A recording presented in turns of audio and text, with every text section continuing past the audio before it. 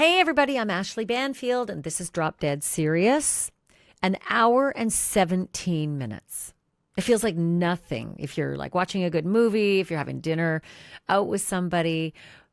But if you're in a dentist's chair or if you're stuck on a tarmac or maybe waiting for a jury to come back, that can feel like forever.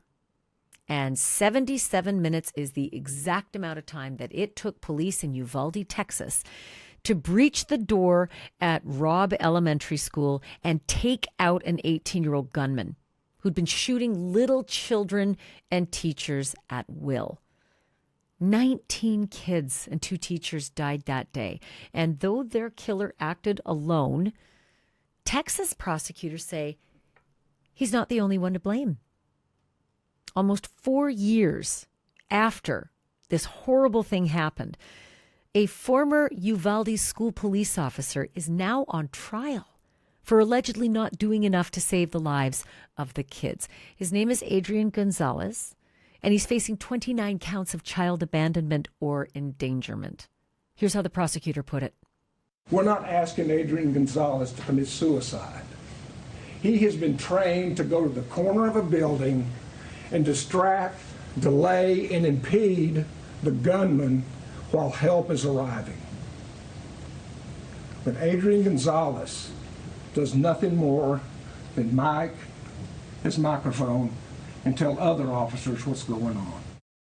Not surprisingly, and as expected, the defense attorney had an entirely different take, saying that Adrian Gonzalez did what he could with the knowledge and the resources that he had. He took the call. He took the call to go to a school that he wasn't assigned to.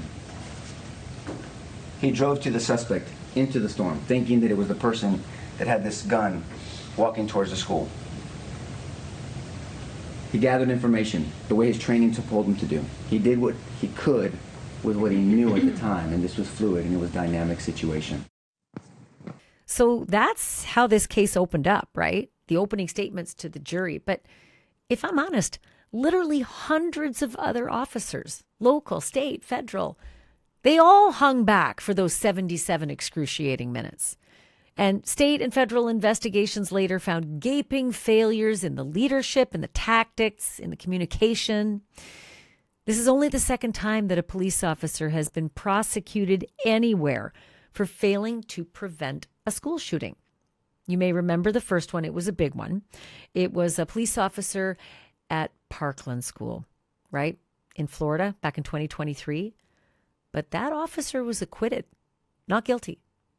And the lawyer who defended that officer, the lawyer who won that case for him, is a good friend of mine, Mark Eiglarsh. Earlier on my News Nation show, I talked to Mark, but I also invited former Palm Beach County State Attorney Dave Ehrenberg to join the conversation because, wow, these guys have very different points of view on whether this Uvalde case should even be in a courtroom. First, though, I just want to thank you from the bottom of my heart for supporting this podcast. I also want to thank my sponsors like Wild Grain. Have you checked out Wild Grain yet? Seriously, Wild Grain is the first bake from frozen subscription box for sourdough breads and artisanal pastries, fresh pastas. Everything bakes in 25 minutes or less. Yay. And what's even better, the ingredients are real. I can actually pronounce them. That's a good thing. I'm totally obsessed with the sourdough bread. Super elite during the chill of winter. And the boxes are totally customizable too. There's just nothing like having an artisan bakery in your freezer to chase away the winter chills. Now's the best time to stay in and enjoy this comforting homemade set of meals with Wild Grain. I highly recommend giving Wild Grain a try. And right now, Wild Grain is offering our listeners $30 off your first box, plus free croissants for life when you go to wildgrain.com/Banfield. Just start your subscription there today. That's $30 off your first box and free croissants for life when you visit wildgrain.com/Banfield or just use my promo code Banfield at checkout. Okay, back to the case. Here's my conversation with Mark Eiglarsh and Dave Ehrenberg. Gentlemen, thank you so much both for being here. It's going to be a really robust conversation. Mark, I'm going to start with you. My gosh, I had to go back in time to remember, oh my God, that was Mark who defended that officer. So I'm going to just ask you flat out, should this case in Uvalde even be in court? No, absolutely not. And I came into this with an open mind. I'm like, well, just because Scott Peterson, my client, was thrown under the bus and was politically sacrificed, doesn't mean that this guy didn't screw up. And so I looked at the evidence, and he's not charged with not going in. He's charged with the minute where the guy then goes into the school and they're claiming that he should have stopped him. The evidence, however, undermines the prosecution's claim. The guy went into the school on the opposite side of the building. He had no view of the guy. He could not have taken him out. Once again, facts don't matter to prosecutors who are politicians. And I understand why they're caving, because you've got dead kids' parents who are holding the pitchforks, and they've gone through the worst tragedy that any parent could go through. I get it. But doing justice for the victims doesn't mean that you do an injustice against decent officers. Dave Ehrenberg, Mark Eiglarz makes a very, very compelling case, both emotionally and then politically. And I'll add on top of that regarding the evidence. What's your take? Ashley, good to be with you and my friend Mark, who's an outstanding defense lawyer. But I have to disagree with him here. This is not about Gonzalez being scapegoated.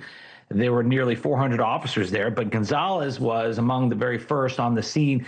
A teacher came face to face with the gunman, was fired upon, and then this teacher literally ran into Gonzalez. She told him exactly where the shooter was, and yet Gonzalez stayed on the south side of the building while children were being executed inside. Remember, this is a guy who not only took the class, he was a trainer on these types of incidents. And so this isn't about the failure of the 400. This is about the failure of one man who had the information, the specialized training, and the position to act and chose not to do so. That's just not accurate, Dave. Those just aren't the facts. That's just not the facts. That's what the prosecutor said today. You mean the same prosecutor who argued with a straight face to the judge that the autopsy, the gruesome autopsy photos, should be admitted in front of this jury when the defense was conceding that the deaths did occur, arguing somehow that that was probative of anything? No, that's the prosecutor who's appealing to sympathy to sacrifice an officer. So the facts are he did not know where the shooter was at the time. You have to convince the jury, right? And you know how it works, Mark Eiglarz, that you always appeal to juries because you want them to know how much this affected the community, and maybe that's one of the reasons. But I agree, it's always very, very contentious if you're talking about autopsies of dead kids. Mark, I want to ask you, Mark, real quickly about the police chief, because he's the next guy. The Uvalde police chief is the next guy, and the only two that are going to go on trial. But the police chief was in a position of authority, calling shots effectively as to what positions and strategies should be employed by his police officers. Is he going to have a tougher time or an easier time than the man who's going before him?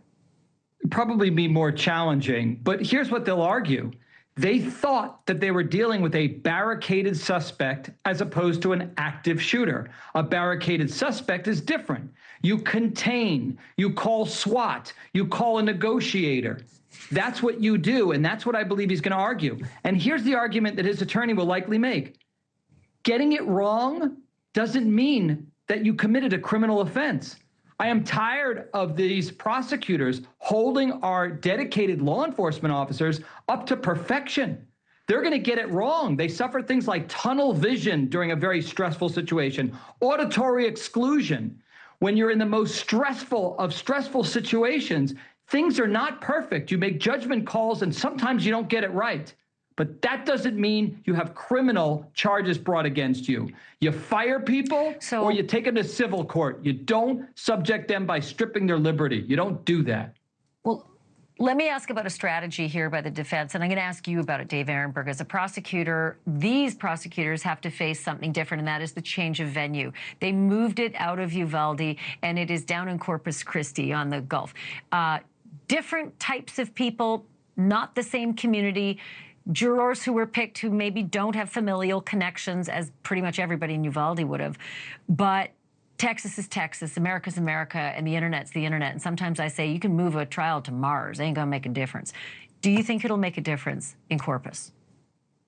No, I think justice will be done. I remember over 100 people were dismissed because they had already formed an opinion. So there is a vetting process where it would take place anywhere, and it's effective. These lawyers are really good at vetting people. It's not that you want an empty vessel. What you want is someone who's just going to follow the evidence and the law. They could know about the case as long as they put aside their biases and just follow the evidence and the law. And I've seen all sorts of high-profile cases, including those involving the President of the United States, where you're able to get jurors who can just do their jobs and render justice.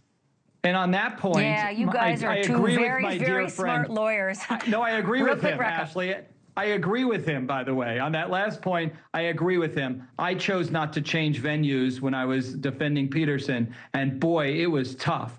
But I wanted to wake up and be with my family during the most difficult time, because these trials are difficult. You feel for the victims' families. They've gone through hell, and you need to make sure that justice is done for your client, depriving them of what they want. It's tough, Ashleigh. People need counseling. Reporters need counseling. Police, prosecutors, people who are involved in these cases need counseling. It is brutal to deal with this many dead children. I fully understand. Rough. This case, I don't even think it's going to come down to the evidence. Honestly, there's just so much emotion when it comes to people who kill kids. Somebody wants payback, right? People want someone to blame. And that killer, that coward, that monster, that piece of shit, he found his judgment right there in the classroom. Dead, pool of blood, full of bullets. But that's not enough, right? It's just, it doesn't satisfy. It's not just the parents, it's the whole community. Because everybody knows someone, or everybody was related to somebody who has a child who died in that classroom, right? Or somewhere in that school. And you don't know till you've been there.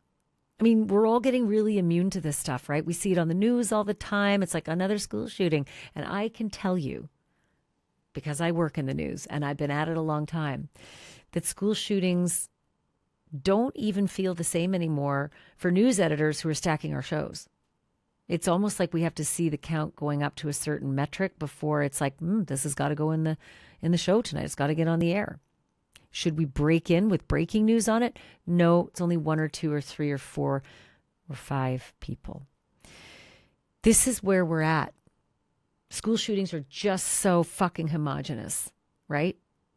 And so when you get this kind of a body count with dead children, 19 and 2 adults, people want payback. They want blood. They want justice. They want something. They want more than what they've had. But will the jury feel the same way if they're not from that town, right? Corpus Christi.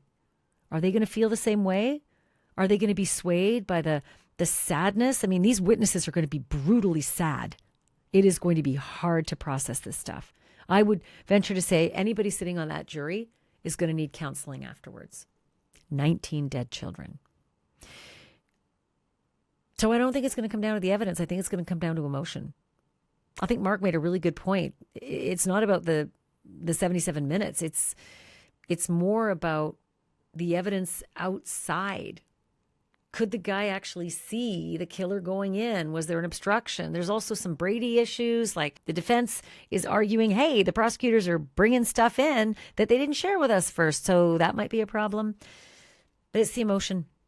If you can get to the hearts of those jurors, if you can make them cry inside, sometimes those jurors want retribution too. And anybody closest to it might suffice. That's usually how I feel things go. But that jury's going to have to now decide whether criminal responsibility reaches beyond the gunman and how far that criminal accountability goes. I will tell you this, before you freak out and think, if this officer's found guilty, that's it. He's going to go to prison for the rest of his life. No, that's not what's going to happen. 2 years for all those counts, right? Like abandoning your kids is apparently not that serious. Because that's what this case is. It's not murder. It's abandonment, right? The charges are very different.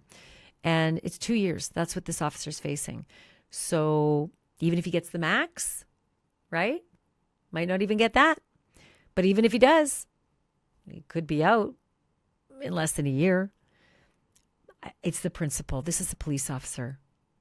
He's never intended to be a felon. And I'm sure he doesn't want to be a felon for the rest of his life.